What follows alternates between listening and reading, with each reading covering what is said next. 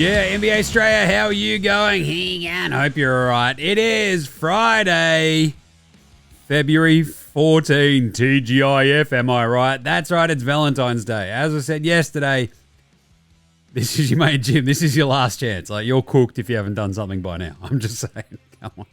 Get around it. That's right, Friday, February 14, TGIF. I'm your host, James Clements. You can also see me on the AFL Today show, NFL Straya, all the good stuff here in Larry Armour Studios. Back in the one of the spiritual home of NBA Straya, which is all good. What a day for the Aussies! The final day before the All-Star break. So today's show is the All-Star Weekend preview. We'll break down all the events and all that sort of stuff for you. But most importantly, Dante Exum is back. That was awesome. And so is Box Hill Benny. Ben Simmons looked amazing in his Clippers debut. Just saying, that was awesome. So we're going to wrap up those games very quickly today. We'll have That's Not a Knife, Old Mate, No Mate, Spud of the Night, Better Than Lonzo, Baller, Dickhead of the Week, all that good stuff. We've got some quick yeah-nahs, Unpopular Opinion of the Day, and my favourite Outback Takehouse. We're fixing All-Star, and it's going to be awesome. Trust me, you got to stick around for that one. We'll have a very quick Role Player of the Week award, and then we'll just pick and preview each of those All-Star events for you, leading all the way through Monday. Because obviously our next show will be on Monday, wrapping up the All-Star game, etc. So should be good, should be fun. I'm excited. Let's get into it. Episode 1207 of NBA Straya. Let's go!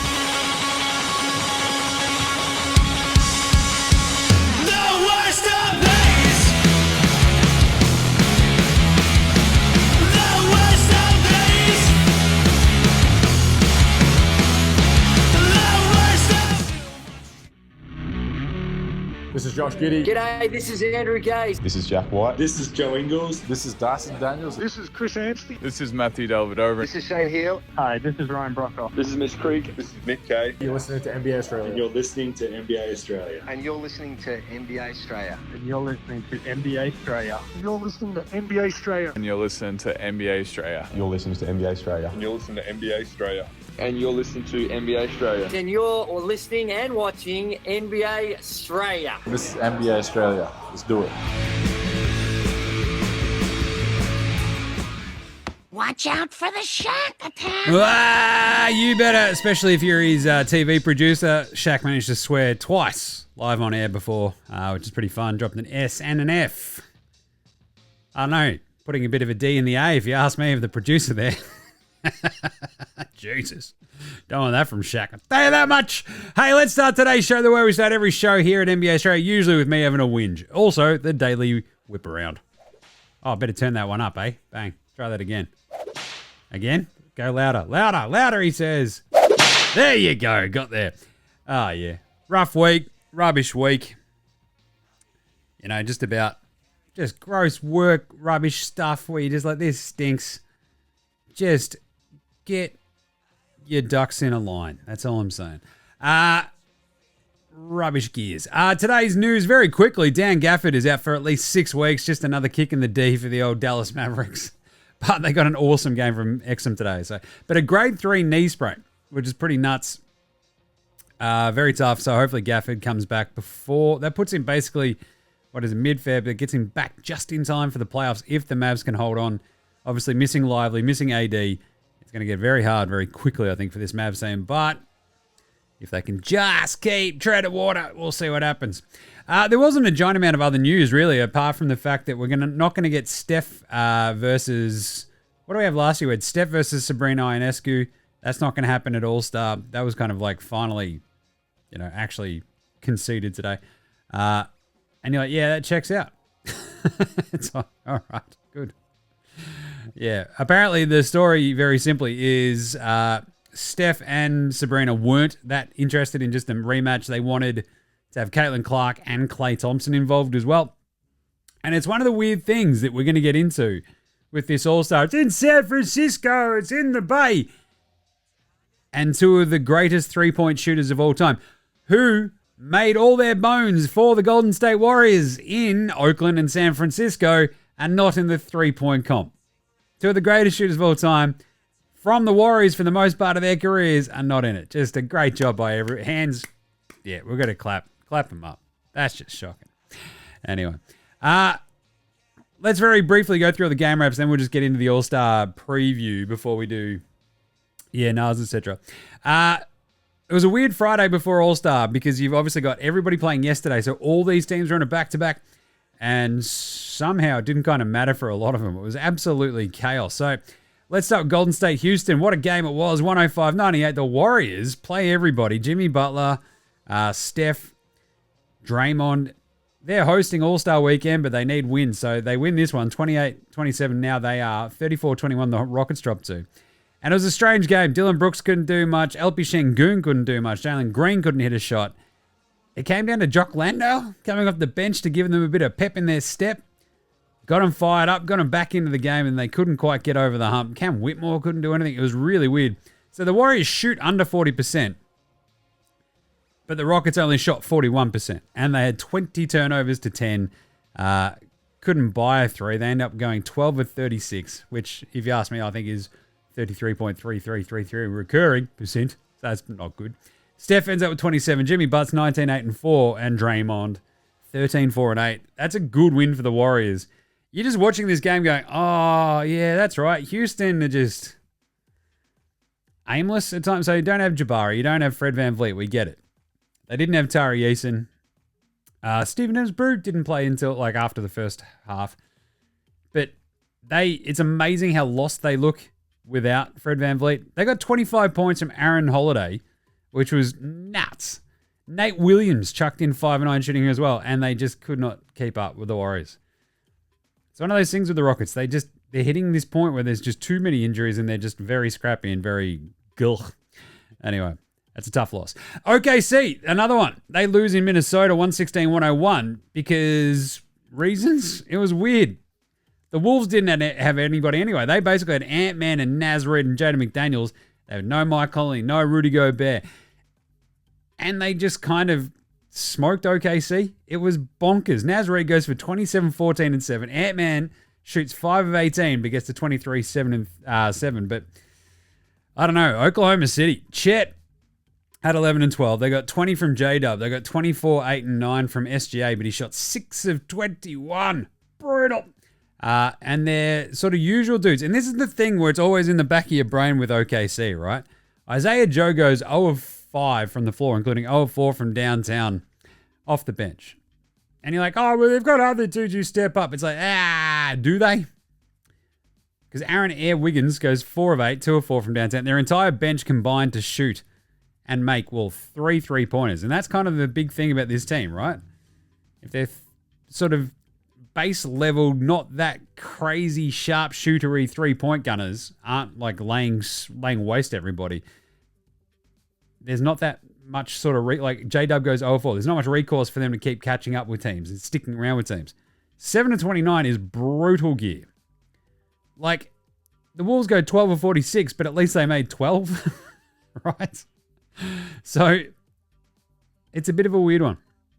It sort of just sticks in the back of your brain whenever you talk about OKC. Also, Ant-Man deleted Chet, so that's a bit of a tough one. Anyway, OKC dropped to 44 and 10. It was just a bit of a bummer game, right? SGA just could not get sort of everything going. He got to the line 11 times, but other than that, it was just tough. And the Wolves, like, Naz Reid was dominating. Jaden McDaniels had 21.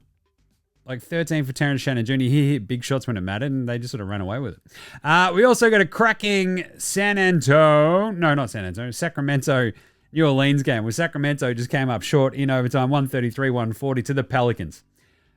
You want to talk about a team not playing anybody? They had CJ McCollum and Trey Murphy, and that was it from like their sort of actual dudes. Like Eve Missy, I guess, play, but he's a rookie center. So no Zion. They've traded Brandon Spindles Ingram. They don't have Herb. They've got nothing. And CJ McCollum goes, well, we're not going to lose this, though. Check it out. It's All-Star break. He had 43. It was awesome. Trey Murphy had 18, 9, and 11, but he shot 4 of 17. They hold on because they went 21 of 50 from downtown. When in doubt, piff it. Why not, right? Keon Ellis couldn't repeat his heroics from yesterday. Ends up with 7 points. That's 20 less than he had yesterday. Zach LaVine had 30 and 10. Shot 5 of 12 from downtown. 24 from Malik Monk. He shot 8 of 24. Kobe! That's the Kobe tribute line. What an amazing line. 5 of 16 for DeMar DeRozan. They force overtime in awesome fashion. They just couldn't get it done, though. Suva had 22 points and 28 rebounds, and they got their shit pushed in. God damn it, Kings. Just when you think, they're okay. Nah. Here's another slap across the back of the head because they're shit outs. 28-7. The Pelicans, 13-42. A lost season. They're still beating the Kings. There's nothing more Kangs than that. Miami-Dallas was an absolute cracker. We had Dante Exum, Kangaroo Kobe go absolutely ham. 118-113. They beat the Heat. Tyler, there goes my hero. 40 points for him, 8 rebounds, 3 assists, 3 steals, 15 of 30 shooting, and Kalel Ware was 17-9. 15 for slow-mo Cole Anderson with 10 rebounds. And really, dick all else from everywhere else. It was crazy. Because Dante Exum shredded him. 27 for Dante! He was unreal. 15-9 for Kessler Edwards. Seriously, just this Mavs starting lineup just blows your mind. Olivier Maxons, Prosper, Kessler Edwards, Spencer Dinwiddie, Dante Exum, Max Christie. That's a starting lineup that won a game. Like Najee Marshall had only 12 points off the bench. They got 11 from Brandon Williams. Like, it was chaos. Absolute chaos. But they looked after the ball. They kept them there. They stuck around. Then eked by them. It was a rad game. Well done, Mavs. They're now 30-26. That is found fucking money, that game. The Heat dropped 3 games below 500. 25-28. Crazy game. And then finally, the Clippers needed overtime to get by the Utah Jazz. It's a soft J. 121-16 because, I don't know, Larry Markin and Kyle Filipowski pushed him to the very brink. 20-10 for Filipowski. Larry at 20-6. John Collins is a tall cocktail at 17-7. Isaiah Collier has been awesome. What do you have? 16-8, but with 4 steals. You got 13 on 3-12 shooting from Keontae George. They hung around. They went 18-45 from downtown, did the Jazz. Couldn't quite hang on because, well, Norm Powell had 41. He was incredible. 5 of 10 from deep, 13-26. James Harden had 32, 10 and 7. Obviously, this is a back-to-back, so there's no Kawhi.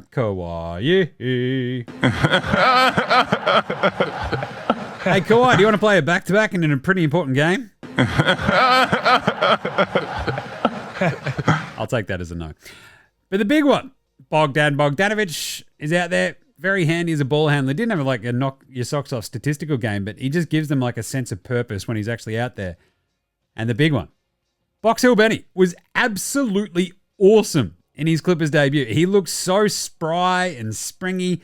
The question is he going to look the same in his 7th Clippers game, his 14th Clippers game, you know? But 27 minutes, 12 points, 7 rebounds, 6 assists, 3 steals and a block, and was carving it up. He was so good. And it's like, oh my God, when there's zero pressure on you on a team that no one cares about, Ben, you're shining. It's like, but that's what you had in Brooklyn. So what are we doing here? I don't know. Maybe having like superstar teammates like James Harden, like Kawhi, like Norm. I don't know. Maybe Ty Lue as a coach, you're just like all about that. But that was awesome. So great win for the Clippers, though. They pulled it out in overtime. Benny actually out there during crunch time, subbed in and out for offense, defense sort of stuff, but still very impressive stuff. That's a big win for the Clippers, 121-16. Let's do an NBA Straya approved performance of the night. That's not a knife. That's a knife. CJ McCollum, he's like, we're not losing the day, boys. 43-7. Dante, 27 points, 1 point off a career high for him. Naz Reid's 27, 14, and 7 carried that Wolves team to a win over OKC. And of course, as I mentioned, Norm, 41. He was awesome. But Ben Simmons and Dante Exum, absolutely shining at the exact same time. That was unreal. What a day for NBA Straya, I'll tell you that much. It's bloody good. Who was Spud of the night, Jim? Spud. Spud it is Spud. Spud it is Spud of the night. Spud of the night. We got an 0 of 8 today from Jaden Hardy. Isaiah Joe, as I mentioned earlier, 0 of 5. It was brutal. 4 of 17 for Trem Maffa. Ant-Man goes 5 of 18 as well. He had a couple of Barry Crocker shockers. I did mention, Keontae George, 3 of 12 as well. The brutal shooting of SGA, was it 6 of 21 for him? Not ideal, but I would very much like to thank a couple of blokes on a big day before All-Star Weekend, going out and shooting. Oh, yeah. Yeah, come on. Shield! Woo! That's right. We got two different 311s. Max Christie from downtown and Nikola Jovic, a.k.a. Nikola Jokic from Timu. Bang! 311. You legends. Thank you for making my week vaguely bearable at the very end of it. You legends. All right. How about old mate, no mates? Old mate, no mates. Old mate, no mates. Old mate, no mates. Old mate, no mates. Old mate, no mates. Old mate, no mates. Who's got no mates today? Well, I'll tell you. Free throw merchant. SGA's like, what the hell did I do? Like, just copying it from the Minnesota fans there against, they're playing in Minnesota against the Wolves, the old Thunder, and he's getting heckled. It's like, oh, I thought he had, all thumbs up across the league. And it's like, nope, the free throw merchant, apparently. Tough one for SGA. And obviously, Patrick Dumont, he's going to win dickhead of the week, just a heads up. But yeah, that Mavs situation, like, it's weird because I hit on this, like, the Mavs win this game today with an insane starting five. And it's like, what a week it's been this week for the Mavs fans where they've just won a couple of games and you're like, I don't know how to feel. Just absolutely losing it. All right, pantsing tonight. This one was easy. Yeah, Chet Holmgren got put into the ground by Ant-Man. It was... Yeah, he got him. It was so tough.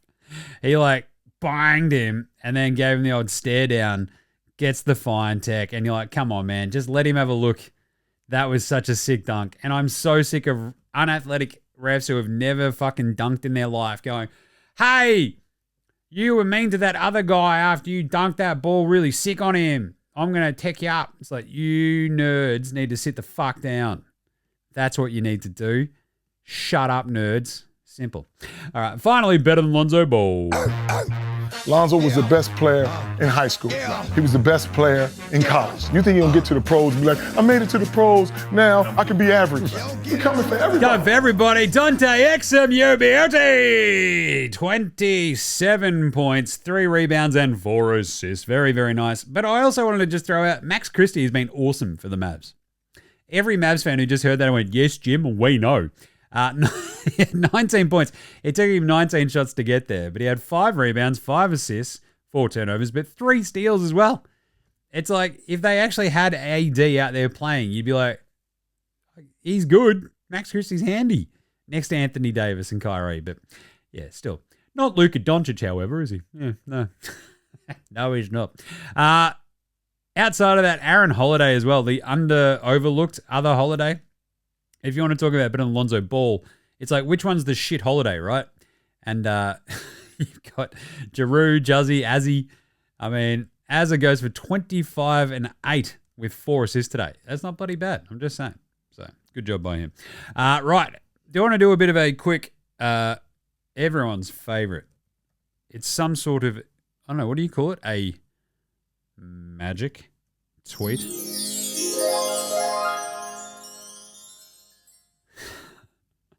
Congratulations, future Hall of Famer and all-time NBA great Kevin Durant, on becoming only the 8th player in NBA history to score over 30,000 points. He's the 3rd fastest to do so, only behind Wilt Chamberlain and Michael Jordan. Clapping emoji. Thanks, Magic. I think Magic just listened to the show and heard my fucking Andrew Gay's Grey Mamba the other day. That's what we literally laid out, so it's pretty good. Finally, Dickhead of the Week. Dickhead of the Week! It's still Patrick Dumont and getting booed and kicking fans out for booing Nico. Nico gets one as well. Even when LeBron is coming after you and saying when a clown moves into a palace, he doesn't become a king, the palace becomes a circus. A, that's a fucking banging quote. Love that. And B, it's if LeBron is literally taking public fucking shots at you're the dickhead of the week. That's pretty good. All right. Should we get into... We'll take a quick break and come back with the All-Star preview. And then, because most of the nails and gear are in fact All-Star related. So we'll take a break, come back with that right after this. This is Cam Glidden. This is Anthony Drimmick. This is Mitch McCarron. This is Jason Kadee. This is Darryl McDonald. Hey guys, this is Hugh Greenwood. Yo, what's going on? This is Illy. This is Mark Worthington, or commonly known as Wortho, and you're listening to NBA Straya. You're listening to NBA Straya. And you're listening to NBA Straya. And you're listening to NBA And you're listening to Straya. NBA Straya. You're listening to NBA Straya. And you're listening to NBA Straya. You're listening to NBA Straya.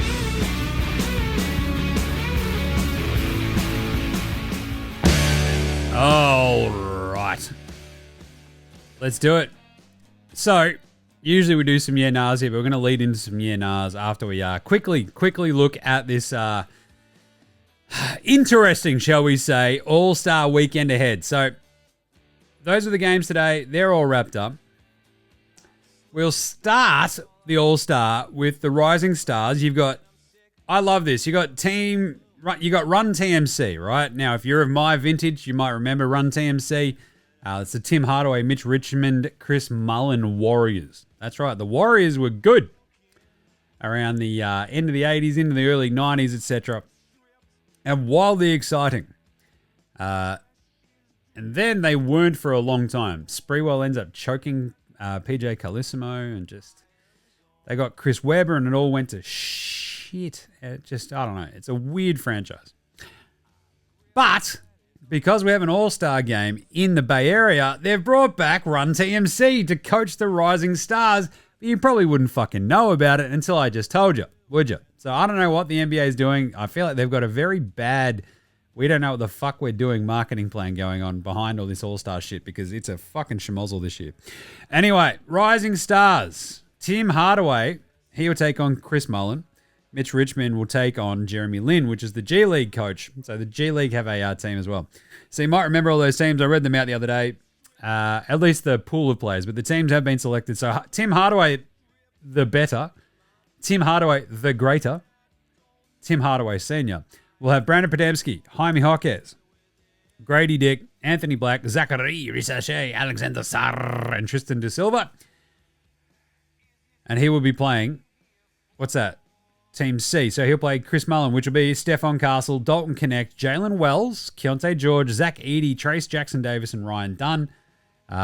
Some of these guys are obviously injured and won't be there, but still. Then we have Team G League versus Team N. So Team M is Mitch Richmond. That's Amen Thompson, Orsar Thompson, Bilal Koulibaly, Julian Strawther, Tamani Kamara, Eve Missy, and Bob Carrington. Okay. And the G League one is coached by Jeremy Lin, because I guess he started on the Warriors before everything else had popped off. Sure. JD Davison, Mac McClung, Bryce McGowans, Leonard Miller, Dink Pate, and Reed Shepard, Pat Spencer. Sure. Out of those teams, I want the one with the Thompson twins. I'm just like, yeah, we're going Mitch Richmond's team. Like, Tim Hardaway is probably my favorite player out of all of those guys. Like, I love Chris Mullin, I love Mitch Richmond, I love Tim Hardaway, but Tim Hardaway is probably my favorite. But Mitch Richmond's team has the Thompson twins. And if they're both playing, then fucking look out. Just saying. Right, then we move to Saturday night when we have the Skills Challenge. Oh, jeez. So, remember this? The Skills Challenge? It's not great. So, to the point where the field is like a pretty odd one, right? They've got 4 teams of 2. So you've got Donnie Mitchell and Evan Mobley. That's Team Cavs. Team Rooks is Zachary Risache and Alexander Sarr. Those are the 1 and 2 picks from last year's draft. Team Spurs is Chris Paul and Victor Wembanyama. And Team Warriors is Draymond Green and Moses Moody. Sure. We can't even get Steph out there on the Saturday night to be in that one. Jesus. So, a lot of the time, you're like, wow, this will be, like, no one really cares about this, right? It's like, not really. The entire thing is just a bit of a mess. And if you actually look at the sort of guide to it all, you have the All-Star game itself is a mess, but the actual Saturday night, this is going to be a bit wonky. So the Kia Skills Challenge with the 4 teams, you have no actual rules at the moment, and no one is entirely sure what's going on. So that's great. So Team Cavs is pretty fun. You got Rooks, Team Warriors. I don't know. I feel like the host team just keeps on winning that one. So you have to probably just go Team Warriors. Right. Then we have the 3-point comp. You've got Dame Lillard going for 3 straight wins, which is pretty gnarly. He'll be joined by Jalen Brunson, Cade Cunningham, Darius Rucker, Judy Garland, Buddy Hield, hometowner at this point, Cam Johnson, Tyler, there goes my hero, and Norm. So you might notice that Steph Curry's not in there, nor is Klay Thompson. I say. Dame should win it. If not, Buddy Hield. At the same time, right. And then the dunk comp is Mac McClung, Stephon Castle, Matthias Puzelis, and Andre Jackson. Jim, who the fuck is that? Yeah, that's right. That is 2 rookies, a second-year, second-round role player, and a bloke not even in the fucking NBA in the NBA dunk comp. So going for his 3rd straight win. That's how bad the dunk comp is right now. And of course, the All-Star teams themselves on All-Star Sunday, the actual game. And when I say game, I mean fucking games, because now it's some sort of fucking tournament, right? So as mentioned yesterday, we have names for the actual teams. You got Team Shaq's OGs, which is LeBron, Steph, AD, Tatum, KD, Dame, Harden, and Jaylen Brown. Obviously no AD. Team Kenny's the Young Stars, which is Ant, Brunson, Triple J, J-Dub, Darius Garland, Mobley, Cade, and Hero, which is kind of fun. Team Chuck is the Global Stars. That's Jokic, Giannis, Shea, Wemby, Siakam, Elpy, Kat, and Donnie. And I think they've added Trey to that one. So, yeah. They play each other, right? And you've got, I think, Chuck plays Kenny and Shaq plays Candace's Rising Stars. So the Rising Stars, whoever wins, Candace then has a team. It makes no fucking sense. It's a waste. They played a, 40? And you're like, okay. Why is this such a fucking mess? I ask you. You know? So we have, with those 2 games, right? It's the semi-final, the remaining 2 teams. Each game, the first team to reach or surpass 40 points wins the thing, right? And they go through. It's going to be an absolute shit show. So it leads us into some yeah-nahs. All right, let's do some yeah-nahs about this. Hey, Jimmy, you excited for All-Star? Yeah, nah. Yeah, I'm always excited for basketball. How do you not understand this yet? That's my thing. I fucking love basketball.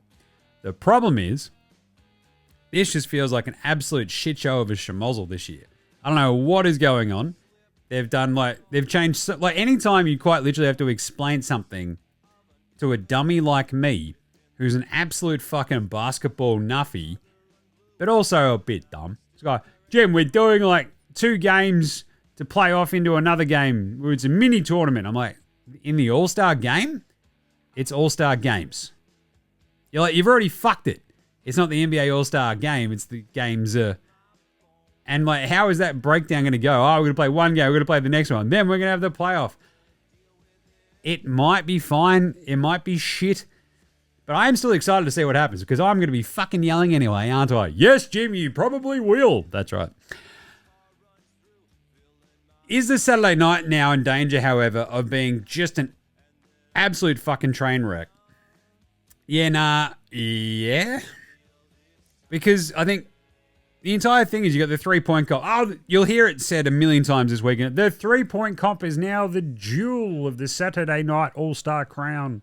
It used to be the dunk comp, but now it's the 3-point comp. Yeah, that's even going to go by the fucking wayside, because you're in the fucking Bay Area and you don't have Steph or Klay in the 3-point comp. It's not much of a fucking competition if 2 of the 2 greatest shooters of all time aren't in the fucking game. You know what I'm saying?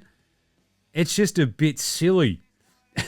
So it's like, geez, I can't wait to watch Cade Cunningham in the 3-point shootout.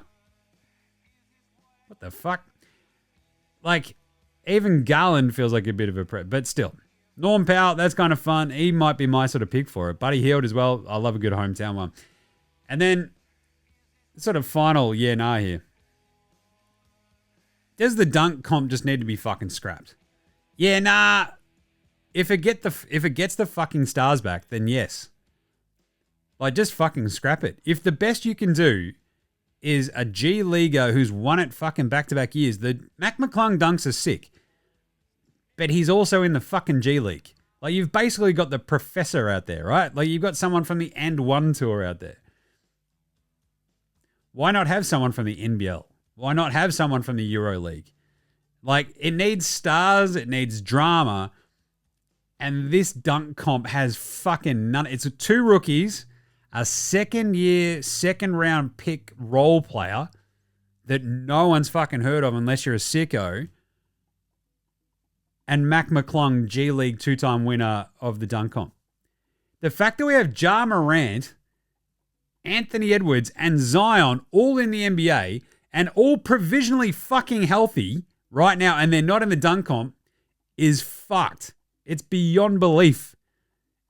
Like, that's just completely, it blows my mind that we just don't have those 3 dudes in it. Just going at it. And this is the thing. Like, there's no drama here. How is this, like, the best the NBA can do? Like, how are we not picking, and we'll get to Outback Takehouse here, but seriously, like, the drama needs to be built up in a way where, you know, you don't want to make it like a fucking fake sport like wrestling and shit like that, but building up storylines and building up drama and getting people invested in new characters and shit, that's what something fucking wrestling does in its sleep. And the NBA is like, here's Matas Buzelis. And everyone's like, fucking who? Here's Stephon Castle from the San Antonio Spurs. It's like, again, fucking who? And look, it's Andre Jackson. Everyone's like, I'm fucking out. I'm out. But your mate Jim is here to save it. So I hit on this yesterday. We're just going full Outback Takehouse. We're running it back. Let's do the bloody thing.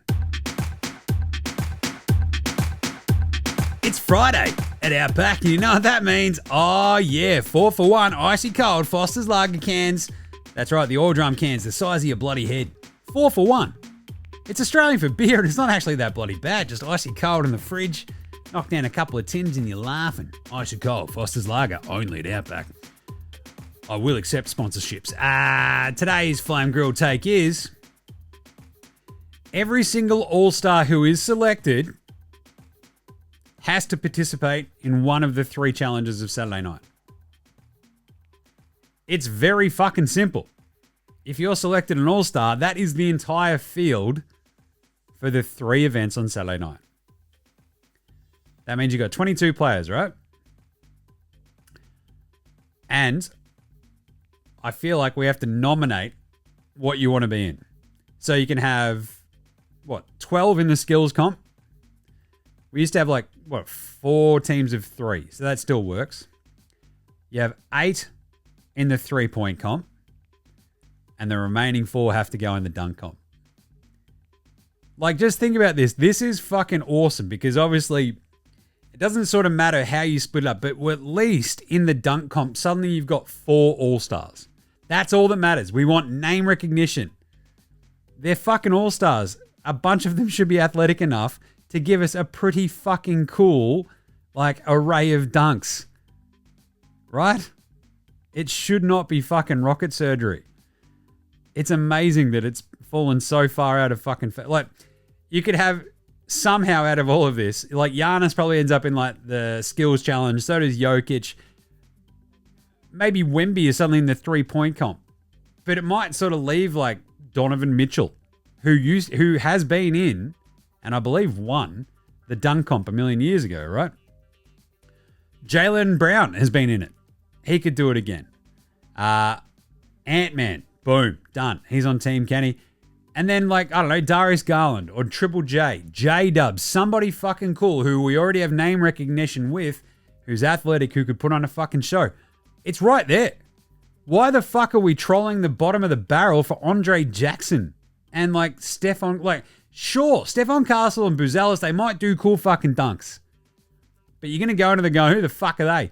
And yes, I know that you make your bones and shit like this, but come on. These are 4 fucking absolute bottom of the barrel names for your fucking Saturday night All-Star weekend dunk comp. And it's embarrassing. Embarrassing. So, the Outback Takehouse is, You have 24 players selected for the All-Star weekend. Those 24 all have to be in one of the 3 challenges on Saturday night. Skills challenge, 3-point, dunk comp. Simple as that. They nominate, boom, off they go. We select them for whatever it is, and we are in. Like, if LeBron ends up in a dunk comp at age 41, do you know how fucking cool that would be? That would burn down the internet. Ant-Man versus LeBron versus Zion versus Ja next year or something. Fucking sign me up. My favorite would be if someone like how like Jokic ended up in the dunk comp. He's like, can do layup. It's like, you're 7 foot. How are you not dunking it? He's like, oh, very, very large and very heavy. I think about horses more than dogs, than basketball. All right. Simple as that. Every All-Star has to participate in one of the 3 challenges on Saturday night. That is fixed. NBA All-Star weekend. You heard it here first. Just saying. All right, let's go take a quick break. Be back with Australian Player Watch right after. Let's hear from KG's favourite, Hammer. This is Shane Heal, and you're listening to NBA Straya.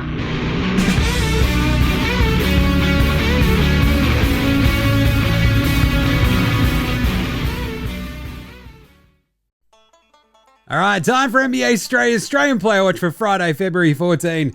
I'll tell you what, it is Valentine's Day. Hope you're feeling very romantic. Hope you're sorted.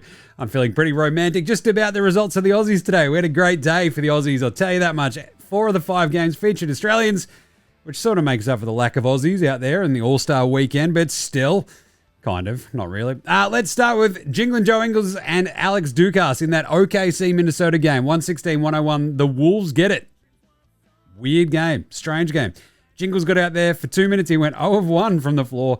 Zeros across the board there. And Alex Dukas got out there for a bit of garbage time for 4 minutes. 0 of 1 from the floor for him.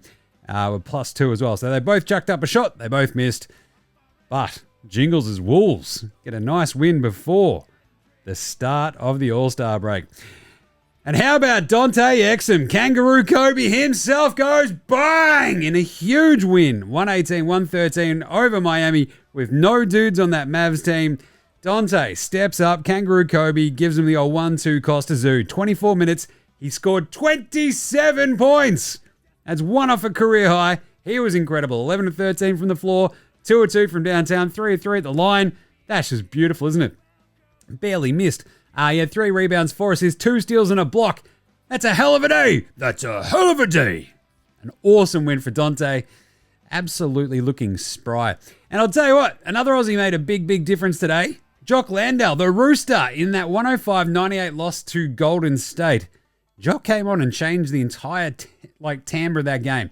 It was incredible. 16 minutes. He had 13 points and 8 rebounds with assist and a steal. Shot 6 of 9 from the floor and 1 of 2 from downtown. He was a +15 in a game they lost by 7. And the announcers didn't know how to say his name properly. Jock? It's like, it's Jock. Just lean into it, fellas.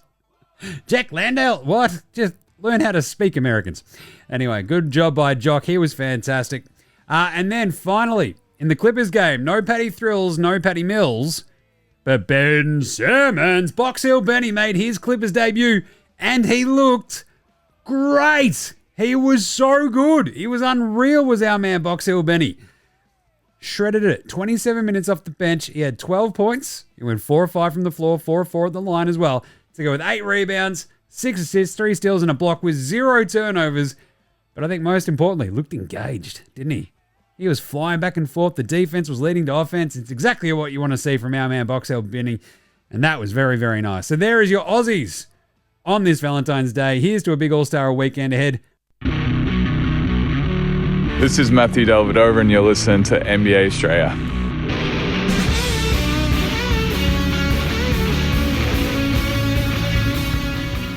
All right, let's do it. Let's finish off your week the right way.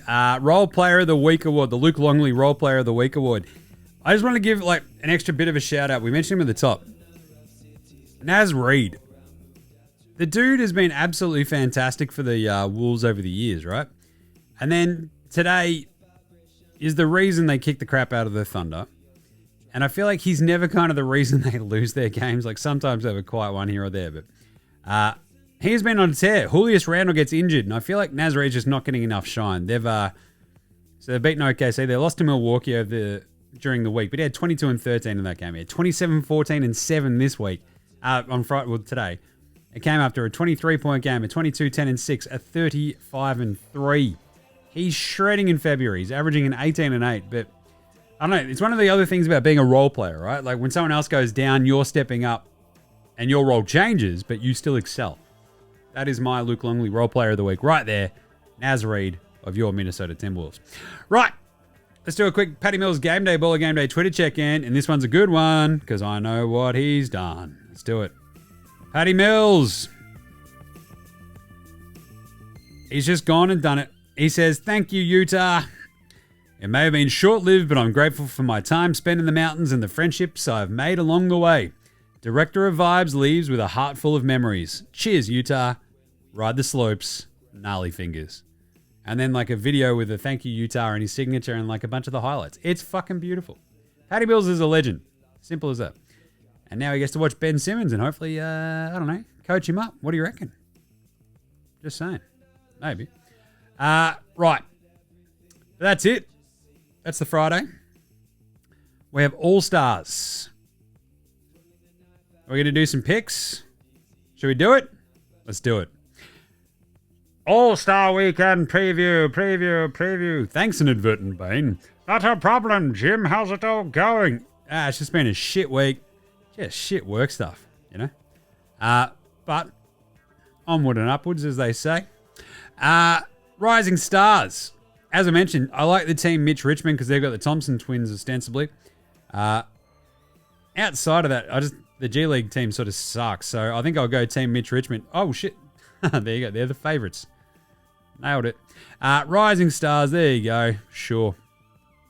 Outside of that, where are the rest of the NBA markets? Let's have a look.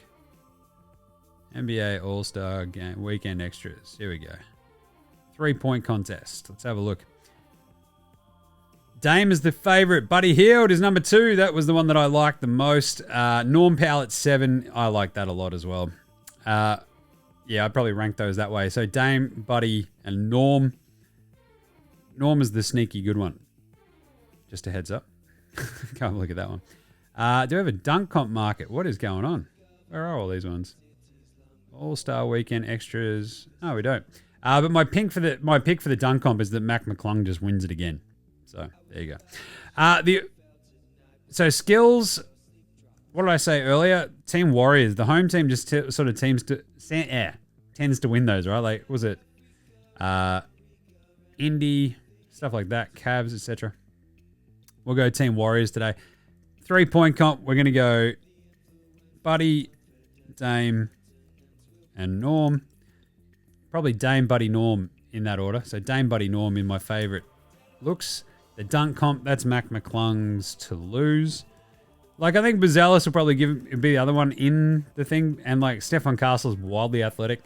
So let's say McClung and Castle in the final. And then the All-Star game itself, I just think that the young dudes probably win. So it's Team Kenny, right? I think they'll be actually out there caring. Wemby's promised that he'll be out there going hammer and tongs against everybody. But for the All-Star games themselves, I mean, Shaq's OGs play the Rising Stars. So that's like almost a walkover. They're like wild, massive favorites. But Team Kenny's young stars against Chuck's global stars is actually underdogs. So I don't know. It sort of depends on how you get this read on this All-Star weekend, right? Like, are the young dudes going to be trying harder in that game? Because everyone's sort of split up. Like, there's no sort of strata. There's no like, oh, I'm the old dog. I'm on LeBron's team. And LeBron's team has to play LeBron for X amount of minutes and that sort of shit. Whereas the young stars, you can go at it. I kind of like the young stars. So I think they could win all the way through. What do you reckon? I like that.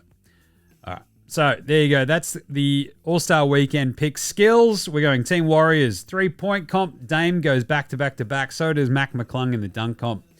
The All-Star game. I'm going to go the young guys. I don't mind the makeup of the internationals, but the fact that Giannis is not playing because he's injured. Jokic seems to just not give a shit.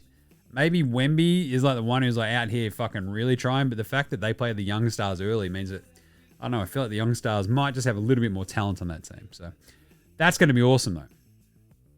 Should be very, very fun. Let's go Team Kenny. And is that going to do us? I think it does. That does us for the week. What a week. It's been chaotic. Been full on. But we got there. So, that's it for today, for this week. We'll be back on Monday to wrap up the All-Star game. So, jump on socials. We'll be all over it during the All-Star game. We might even go live for a bit of it. What do you reckon? That'd be fun. Just sort of start shit-talking it. I won't go live for the dunk comp and everything because I'll be at the Phoenix game against Adelaide on Sunday with the Squid. So, if you're there at that game, come say g'day. I'm the one with the big red beard. Probably wearing a Sonics hat. Either way, make sure you're following NBA Straya across Twitter, Facey, IG, TikTok, YouTube, all that good stuff. Get around NFL Straya as well with myself and Gaz. We'll have a Super Bowl wrap at some point once we find Gaz. Get around the AFL Today show, the Cricket Today podcast, all that other stuff that we do. It's awesome. AFL Today, crushing it back and flying into season 2025 for the AFL. Rate, review all the shows, Apple Podcasts, Spotify, YouTube, whatever app you use on your Android phone. Rate, review, star, subscribe. Make sure you're all over that, would you? That's all I ask. Just a review, a comment, all that sort of stuff.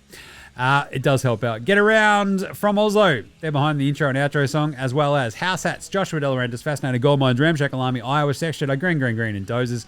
They're behind all the tunes you hear throughout the show as well. Smash them all on Bandcamp, Triple J and Earth, Face, Apple Music, Spotify. Remember, NBA Straya supports Australian bands. So should you. I'm going to go see the Vasco era next Friday. That's going to be awesome. Love the Vasco.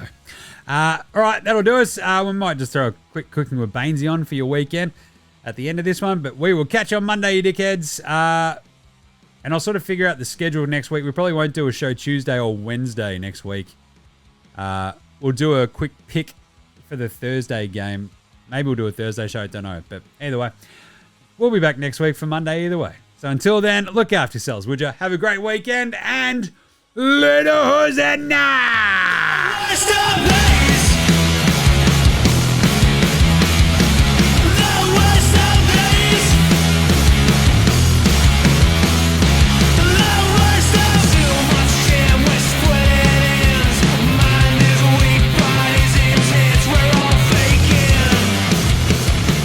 Cooking with Bainesy is filmed in front of a live studio audience.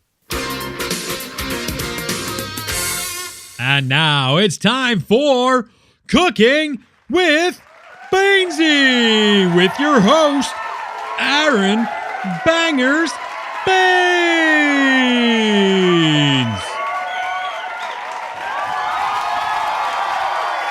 All right. G'day.